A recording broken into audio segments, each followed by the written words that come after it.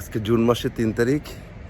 আমরা অন্টারিও কানাডার থান্ডার বে একটু নর্থে আছি, খুব একটা রিমোট এরিয়া। তো এই ট্রাক স্টপে আজকে আমরা রাত কাটাইছি। এদের কোনো সার্ভিস নাই, মানে ইলেকট্রিসিটি, পানি কিংবা সুইচের কোনো ব্যবস্থা নাই। আমাদের যে রিজার্ভ সেটা দিয়ে আমরা চালাইছি আজকে। তো খুব কোনো অসুবিধাই হলো না।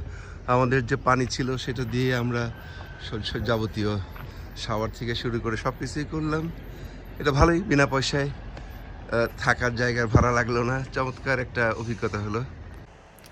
সেন্ট্রাল নর্থ আমেরিকা কিছু স্টেট আর কানাডার কয়েকটা প্রভিন্সের ভেতরে 5টা লেক অনেক বড়, এরা বলে গ্রেট লেকস।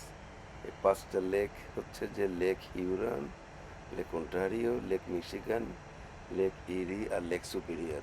তো আমরা 4টা লেক, বাকি 4টা লেক অনেকবার দেখছি আমরা, কিন্তু লেক সুপিরিয়রটা এই প্রথম। আমরা এই লেক সুপিরিয়রের ভিতর দিয়ে আসলে যাচ্ছি। চারিদিকে অসংখ্য ছোট ছোট সব আইল্যান্ডের মতো আছে।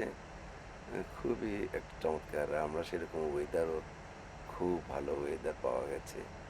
সব মিলিয়ে খুব এনজয় করতেছি আমরা।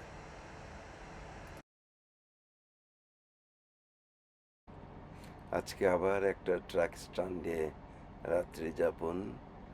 এই লোকেশনটা খুব ভালো, পেছনে একদম ঝাউগাছ ক্যাম্পগ্রাউন্ডের মতোই। আর একজন জ্যামাইকান ট্রাক ড্রাইভারের সাথে একটা খুব বৈচিত্র্যময় অভিজ্ঞতা পাওয়া গেল। কোনোদিন সময় পেলে বলবো।